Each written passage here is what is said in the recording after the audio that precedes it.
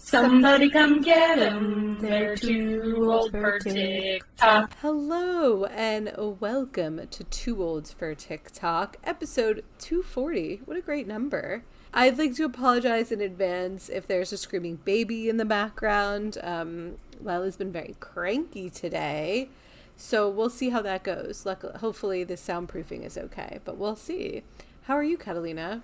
I'd like to apologize in advance if I sound like shit because Wow. I can't find my cord. We're off to a great start. We should just get right to TikTok.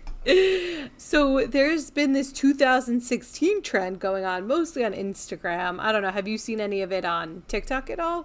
On TikTok, I might have seen a couple. I feel like it's much more of an Instagram trend, and It I keep is, yeah. almost wanting to post one, and then being like, no, I I'm not feel like doing that. you would post one. You're going to. I see the urge in your eyes. I feel like it's coming. But the only one I've actually enjoyed was a girl who I don't know very well. I know her. She's like a friend of a friend, and she posted one last night, and every picture was like her with a man with his face like X'd out. Oh, that's pretty funny. And I texted my friend, and it wasn't X'd out, but it was like the text was over, and I texted my friend who I know her through, and I was like, what's this about? And she was like, oh, she found out that he was cheating on her that year. Wow, that's pretty good. And I was like, yes, stay toxic. It did prompt me to go back to my photos from 2016 to see what was I up to 10 years ago. And you know what I forgot about that was like very prevalent in my life was Snapchat then. Mm-hmm. So I had saved all the Snapchats into my camera roll, and like so everything has like where I was, you know, like the stickers,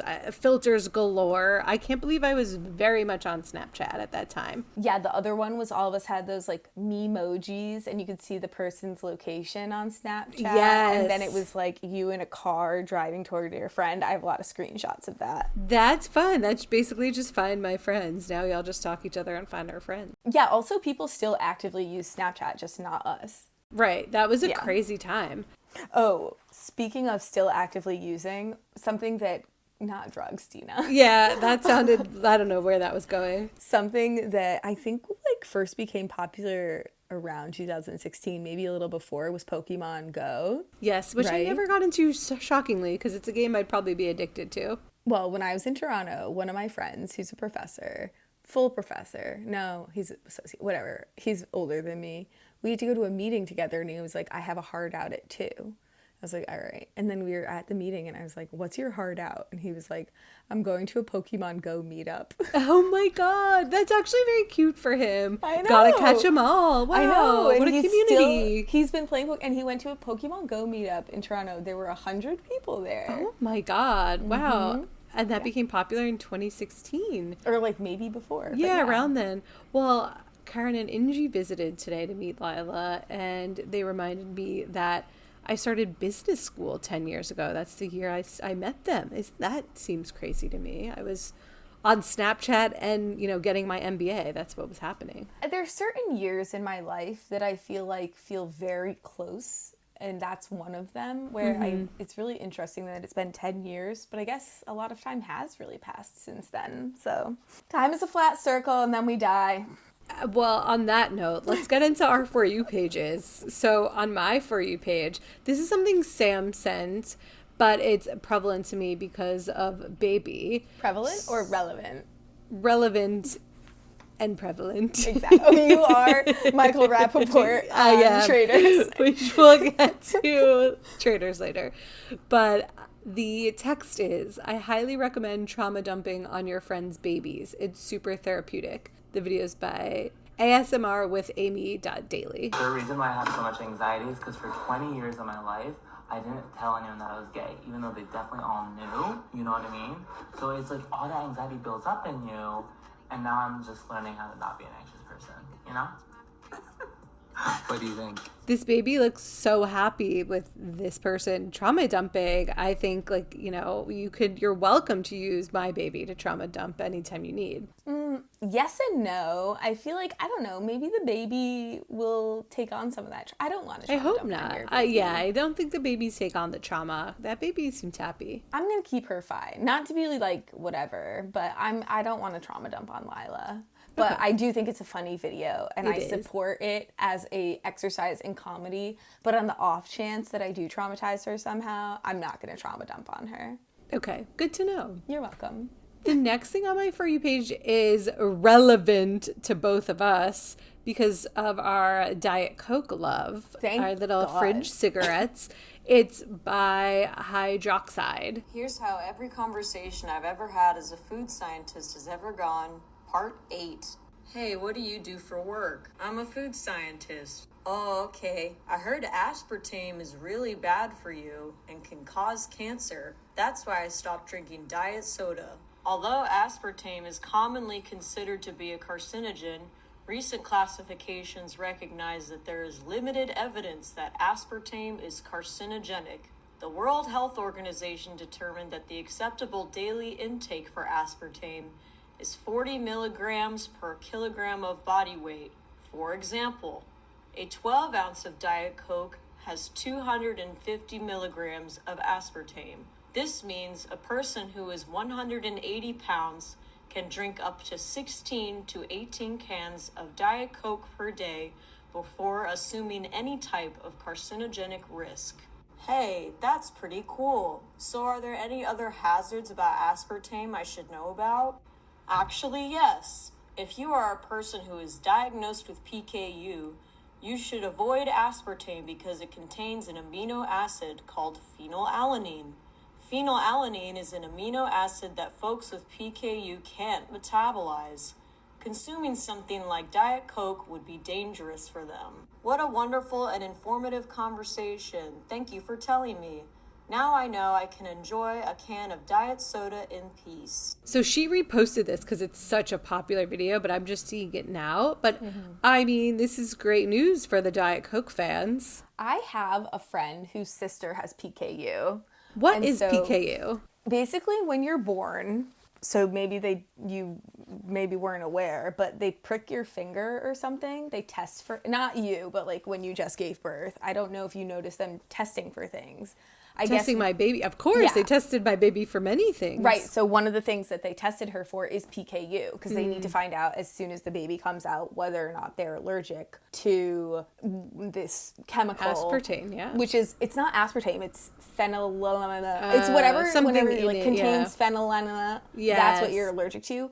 But it's in so many things, and so you have to eat like a really restrictive diet. That's and sad. the crazy part is that if you eat it and you're like, I can't remember whether it's riskier when you're younger or older, but it's basically that you can like give yourself severe mental like brain damage from, so you can't just like misbehave and eat a cheeseburger. I just remember one of the things is like you couldn't eat a hamburger, like you can't Ooh, have beef. that's horrible. I know. So I'm very thankful that we don't have that. Very Not just thankful. because we can have Diet Cokes, but also because we won't, you know. Next is a series of videos by Jimmy_Yeto. And it's his Outrageous Women series. And here's an example of one. Here's my impersonation of a woman who's outrageous.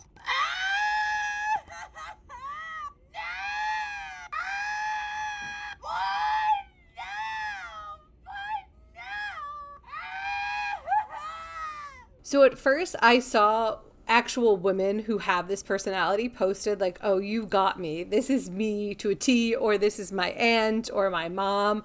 And I am loving seeing all the outrageous women. He has videos, you know, outrageous women seeing a Christmas tree, outrageous woman playing a video game, you know, all this thing. And it's such a good series. And I love to see all the real life outrageous women. Would you categorize yourself as an outrageous woman? I wouldn't. Actually, I take it back. When I'm drunk, I think I could be like this because I get very loud if I'm a certain type of drunk. But as a sober woman, no. Do you think I'm an outrageous woman? I don't. I think you're not. We're all loud, but in a different way Right. than this. I don't know. What do Yeah. you think? I agree. I was debating with one of the members of our TikTok Tertulia today, who's the most opinionated person, because she was claiming she's not as opinionated as the rest of us. Who Would are you like to talking guess about? Who it was? Sam? Yeah. Yes. Okay. This was after she had monologued to me for 15 minutes about her various judgments on certain things. And then I was like, it's implicit, my friend. We're all opinionated. Let's not talk shit about our friends on the podcast. Catalina, have- how rude. I talked shit about her to her face. Okay. So we're not outrageous, but we are opinionated women. Opinionated, and we get loud. I love an outrageous woman. Like the reactions to them. I think if I'm around other women who are like this, I get to their level because it's infectious. I got you. Yeah. What's been on your For You page? Well, one thing that keeps coming up on my For You page, and I think it's just a combo of living in Ohio and it being this time of the year, is all the dance teams. I guess it's like whatever national. The national thing, yeah. Of whatever. in Yeah, every Orlando. year we've had TikTok. This is always, people, it's like Bama Rush. We have Right, you have the this dance one. nationals, Yeah. and the reason with Ohio is because the two teams that tend to get a lot of attention are Ohio State's team and are the University of Minnesota team. And I am the sister of someone who is a classically trained ballerina / is a dancer and also a dance instructor and all this stuff. And she's very technique focused, obviously, because that's what ballerinas are. This is a different genre of dance. But videos started coming across my page, that then more videos started coming across my page because I clicked on them, obviously, as it goes, about the technique that we're seeing in these competitions. And the main one that I was watching was by a creator called Tiff's Ghost Talk, where she's explaining why people are critiquing some of these dancers for doing these turns without going into releve. Do you know what a releve is? I didn't know before I watched this video. Yeah. So we'll let Tiff do some explaining for us. Not turning on releve is a problem, so let's talk about why. UDA Nationals is going on right now, and a lot of these young adults are not turning on releve, and the world is kind of losing their mind. The dance world, that is. Let me show you what I'm talking about, and then we'll talk about it a little bit and why it is bothering so many people and why it is an issue. This is Carter Williams from Weber State. You'll watch how he loses control of where he's at. He rotates to the side of his foot, and it creates friction and takes him out of control. When you turn on flat feet, the foot stays planted while the knees rotate. Knees are hinge joints, so they're not meant to twist. So this puts stress on the ligaments, and it's a fast track to future injuries and knee pain. Proper turnout comes from the hips, not the knees or ankles. So if you're flat foot turning, it forces the turnout in the lower leg, which means the hips aren't doing the work and everything else below them is having to overcompensate. Flat turns collapse the arch and overload the ankle, and over time this can cause ankle instability, tendon issues, plantar fasciitis. It could also cause you to blow out your knee. In short, you don't want to turn on flat feet. Yeah, You need to be on your tippy Right. toes. So I think the tension here, and this is what my sister talks about a lot, because she now lives in the Midwest. She lives in Minneapolis, where this type of dance genre is it's like competition dance, and it's completely different than ballet. Classical, yeah. Completely different than like the Cicchetti method that my sister was trained in, and like ABT, which like she's ABT certified for. This is all ballet, and ballet is extremely focused on not injuring you. And so her whole career, she's had tensions with like parents who want to put their kids on point too early or want their kid to be in a certain level. And it's like she's trying to prevent injury, but some people, it's about like the stunt of it all. Right. And it's also very kind of like gymnastics oriented, which you see in this dancing, which is so amazing. But then, I mean, watching like the slowed down video of that guy turning, he's doing the turns, not like well in a sense that I guess that's what he has to do to turn that many times. But his ankle is completely rolling out, and like you are gonna F your ankle up or your knee up or something. So Yeah. it's not that he's not succeeding at the craft as it is, but it's just like a very dangerous thing to be asking people to do. It's very short-sighted, and I can't believe there are parents who want to push their kids in that short-sighted of a fashion, because you would want your kid, I would think, to last in the sport longer and not be injured. That I think would be everyone like, highest thinks priorities. they're the exception. I don't know. Yeah, I you're also like was reading, because then I was watching more videos. I was watching one video of girls from the OSU team, which is like one of the best teams, and people in the comments were saying this one girl who everyone says is amazing is doing turns on flat feet, and like, and then people are in the comments like, don't critique her, blah blah blah, and other people are like, it's a safety issue. The dance community is really showing up here. I mean, and then actually University of Minnesota gets complimented for most of the dancers being on releve, although then my sister was like, yeah, well, there's other technique issues there. Of course, nothing's perfect. And then there was another video that I guess is more visual of another team that I really liked, which was the College of Charleston, and it's a video of a guy dancing to Tootsie Roll, and it's really fun. But that one's more visual. So yeah, those are my dance videos. These haven't graced my For You page, and I'm okay with that. I feel like, dance isn't really my thing, so I'm glad that you've sent them to me, but I'm glad not to be on that side of TikTok, too. I'm surprised, though, because we've covered this before, and they usually are. Yeah, they usually are, but this year I haven't seen not a one. And I think that it's because I was interested in the releve, because otherwise it's cool and impressive, but like whatever. And the releve thing was also akin to this one Instagram account that I love that's called Models Doing Ballet, where they just post pictures of different like modeling and advertising campaigns where they clearly did not get trained dancers and break down the issues. And the whole thing is that it's advocating for like hire real dancers for your type of commercial work. Yeah, that makes so that's sense. one. I really like the next one on your For You page, because I'm upset that this didn't come across mine, but it's starting to now. I'm getting more and more of this. So please explain. Well, what was so interesting was the video is by Rose Clicks, and it's just a compilation of a trend that I hadn't even seen yet. So I saw the compilation first, and it's people making owl noises in different ways. People saying who? Hi, my name is Caleb, and this is my impression of a Jamaican owl. Who? Bumba who? This is my impression of a Puerto Rican owl. Quién? Hi, my name is Ange, and this is my impression of an Indian owl. Who? Hi, my name is Nathan, and this is my impression of an owl who is also your Southern Baptist grandmother. Who? Who? My name is Gigi, and this is my impression of an owl who's Italian American and also from New York. Who? You fucking jerk off. Here's my impression of an owl, but it's Donald Trump. Who? Who? Who? This is my impression of a New Yorican owl. Who? This is my impression of an owl if he was dyslexic. How? Hi, my name's Beck, and this is my interpretation of an Australian owl. Who? No. Who? No. Who?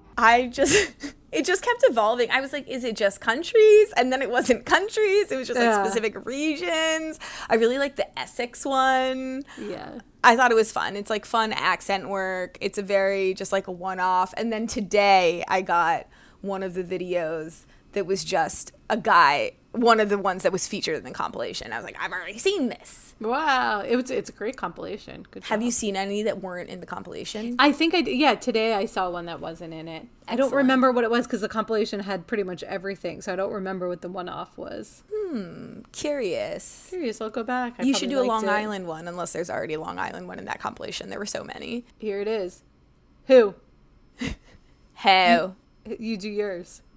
Me? Yeah, your Connecticut one. Who? No, cool. It's bad. No, that's who you are. I don't think I have like who you are. I mean, everyone has an accent, but I don't think my accent is fun. I think your mom should do it. She has an amazing accent. She has a very good Brooklyn accent. I'll record her. Yeah. Okay, next we have our food and drink section, and this is some rage bait. Ben's cousin Jess sent it and thought it'd be great to discuss on the pod, and I agree. It's a video by It's Miju One Ete, and it's a term. Juliet. Oh, I can't see. Okay. You really get thrown off when people use numbers instead of letters. I do. Oh, my eyesight. It's a video by It's Me, Juliet, but there's a 1 instead of an L. Okay, but it's a tiramisu drawer. Let's restock my refrigerator tiramisu drawer. I restock this every week because I can't go a day without tiramisu. Just add layers of ladyfingers, whipped cream, and top with cocoa powder. If you're craving something sweet, it's so fun to just take a scoop. I think everyone needs this in their fridge. She's just eating tiramisu out of the fridge with a spoon. Clearly rage bait, because who is actually doing this? But the tiramisu did look good. I mean, I guess there's a world in which it's not rage bait, but it seems like rage bait. Yeah. Did you confirm it's rage bait? How does one confirm rage bait? I think when you go to their profile and you see other things similar to that, you can kind of tell by like what they're posting. Absolutely. It's 100% rage bait, because I see monster pasta and it's blue pasta as one of the icons on her page. Okay, so it's just like she's like a shock jockey for food, which is kind of a thing. It was like that. There's a lot of things like when people put like an entire log of cream cheese in, although that is kind of a genre of cooking. That one that we featured that one time that was like the grill where she kept putting like cookie dough and stuff. The desserts. I don't know if that was rage bait, but it made me angry. No, it's what they do. They also use the grill to put just like a mishmash of a million things. Some people like it though. Mm-mm. Maybe it's rage bait for some, but not others. Sure. I didn't get enraged by the tiramisu. I just thought, no one's doing this. But I'm not mad about it. They're trying to provoke. And if you're getting mad, calm down. Calm down is right. Okay, let's go to our new media section. And of course, Traitors going strong. So much content. I feel like every other video on my For You page is Traitors. And this was my favorite. It was a video by Sam Beetle8. And by the way, this won't spoil anything. The text is, how the smoked salmon from the Traitors must feel every morning. And this guy's dancing to this great song. We can jump up, we can get down low. The smoked salmon must feel great. And then the caption is, more screen time than Tara, Johnny, and Steven put together. So yeah, the salmon has been getting more screen time than them, which is hysterical. I know. I was also thinking Mark Ballas didn't have a lot of screen time so far. He seems really boring, though. Wow, rude. Maybe he's just quiet. Well, he's a dancer. It's not. I guess he doesn't have a reality star personality. I don't know. I think that if you can fly under the radar, sometimes it works in your favor. Sometimes, but if you're too quiet, it doesn't work. I also think that the producers focus on certain characters in the beginning of the season because it's the most interesting narrative arc. And then as the cast gets smaller and smaller, if people stick around that didn't get as much screen time in the beginning, they start getting more screen time. Yeah, it's all in the edit, for sure. I actually thought it was really funny in one of, and I don't think that this is I'm not going to say the character, but Steven said to another person after one of the roundtables, like, good game.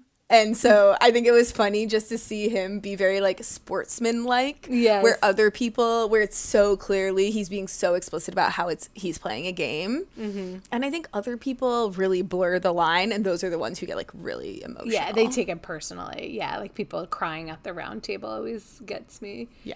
The next video is by Bryn Birmingham, and it's her commenting on Rob and Lisa Rinna. The overall theme is Rob is super hot. Yes. I didn't watch Rob's season of Love Island, so don't ruin him for me. But I love watching him with Lisa Rinna. All I could think when they were playing chess was, how is she even forming words? Like, I feel like if I was sitting that close to Rob, I wouldn't be able to string a sentence together. Watching him makes me feel like I'm like 15.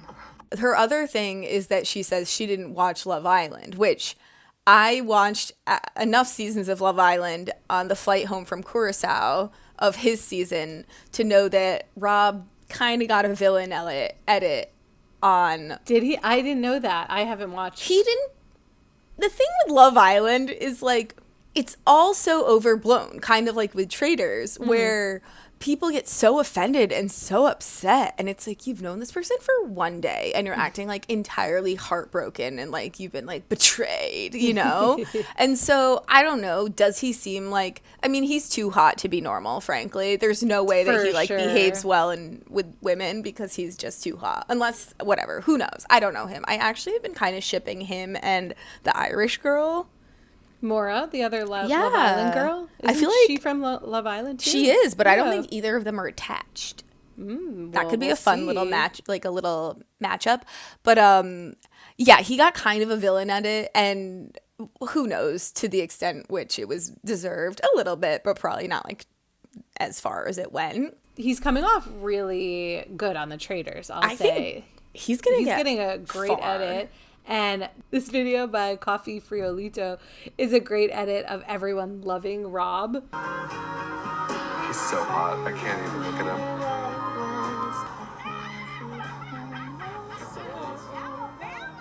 My favorite is Johnny and Rob. Johnny's like obsessed and can't even interact normally with Rob because he's so hot. When he like says to Taylor, like, he's so hot. I can't. Yeah. I saw in the comments someone was like, "This is the best use of pretty privilege." Oh, it totally is. Yeah. When he was selected and matched up with the two housewives, I was like, I don't know how this is gonna go, but I think it's going really well. Yeah, it was perfect selection. I think they're two really big personalities, and he's like more subdued. He's a pretty face. It works well. I also, and then we can move on from this, feel like the last season, which was all about the traitors fighting with each other, there was a moment in this season where two of the traitors picked who was going to be killed and one didn't. And I feel like last season that would have been like, oh my God, like they would have been like, I can't believe that you would have done it without consulting with me, blah, blah, blah. And I feel like the traitor who didn't pick was like, that's fine. Well, I think in the future we're going to see fighting within the traitors, but it hasn't come yet. So I am like living for that day to come. It's going to be so great. Next is very visual, but it's Michael Rappaport eating. Now, I want to say that I want to try this method. It seems it's so ridiculous. Absolutely not. He basically holds a plate to his mouth and uses a fork to shovel the food from the plate into his mouth, which that seems like a convenient way. It's to eat. It's disgusting, Dina. I'm also kind of surprised that he was cast. Like, I know that people want good TV, but I feel like he is so odious in many ways beyond his behavior on the show that I'm kind of shocked that he was cast. Yeah, well, it gets people talking. I saw a very funny video by the creator Jake Schroeder with Joey Moroff where they're doing songs about traitors. They're really funny. And one of them was about Colton and Michael Rappaport. And Michael Rappaport commented, "Can I hop on the remix?" And they responded, "No." That's so good. That was funny. Okay, now this is the third episode we're talking about heated rivalry, but it's still in the ether, still so popular. And I love this video because it's the actual actors reading from the book. And now the narration of the book is supposed to be really terrible. So everyone in the comments is saying, you should just get the actors to redo the audio version of the book. This is a moment at the cabin. We actually just filmed this not too long ago. And this was really great. It made me jealous, he admitted. Shane laughed. You want to kiss me on television? Yes, after I win the Stanley Cup. Shane spread his arms out. Oh, so in this scenario, you've just defeated me. Yes, sorry. I'm not going to be in the mood to kiss you if I've just lost the Stanley Cup, Rosenhoff. But you would be so proud of me. Here's some... There we go. Damn. He pulled Shane's shirt off over his head and slid his hands down to open Shane's fly. Shane panted. It's been kind of a while. I might not last long. Yeah, Zane, but we have 2 weeks, right? Shane laughed. Right. This is one of the reasons I think Shane is so cool. Ilya's trying to Shane, and he goes, "How many times can you come in an hour?" And then Shane writes something, erases it, and then like keeps writing these drafts, and I very earnestly respond, "I don't know, maybe twice." Yeah, and I think that's one of the reasons why Ilya really liked Shane. Shane wrapped trembling fingers around his... I believe I said this last week, that I was listening to the original audio version. You did, and yes. Kip's voice is just really something. But I keep saying I'm going to read it just with words, and then I keep not doing it. So we'll see where I land. I will say that in the Tertulia currently, co-founder of Too Old for TikTok, Melissa, and our friend Claudio are having a lengthy discussion about, I believe, the heated rivalry audiobook. I have not been able to really pay as much attention. Yeah, I can't keep up. I'm employed. Either. I have a baby. Barely. I'm barely employed. Okay, last but not least, we have some drama talk today. So This is hot off the presses, so it hasn't come across my For You page, but I do want to mention it because by the time this episode comes out, I'm sure I'll see 100 videos about the Brooklyn Beckham drama. Finally, Brooklyn Beckham has talked against his family. He posted this Instagram. So I can't wait for all the TikTok reporters to give me more information and sleuth this out. But this is going to be a big story for sure. Could you care less about this, Catalina? This has been going on for so long. It has, but yeah, I feel like it's only just coming into it's bubbling. Well, it's also become very explicit now, whereas before it was a lot of speculation, and now it's extraordinarily confirmed, corroborated, commiserated. You know what? This is reminding me of Harry and Meghan. Because it seems like they're talking about, it's like the firm, it's public image, it's safety, it's all the things. It's really giving royalty, but they're not the royal. So it's interesting to me. Lastly, the drama we have, Danielle sent this over, and it's very funny. This video by Taylor McGrath 143 explains it. If you guys need a really good laugh, please go to the Ruby Tuesdays TikTok account and just read the comments. I don't know if you guys have seen the video of poor Jeff, who worked for them for 19 years and got fired on Christmas Day. Unreal. Anyways, justice for Jeff. The army is like in the comments and they're just destroying Ruby Tuesdays. What's left of them anyways. Enjoy. So the comments on Ruby Tuesdays TikTok are amazing. And like the last video they posted is just some girl who's going to Ruby Tuesdays, but it has 4.3 billion views. And here are some of my favorite comments. Hard to boycott a brand I thought went out of business 10 years ago, which is true because extremely.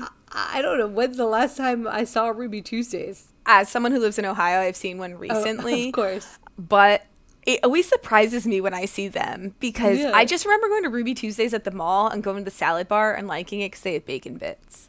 Oh, did they have a salad bar? Yeah, they used to. I mean, in like 1996. I confused Ruby Tuesdays and Red Robin.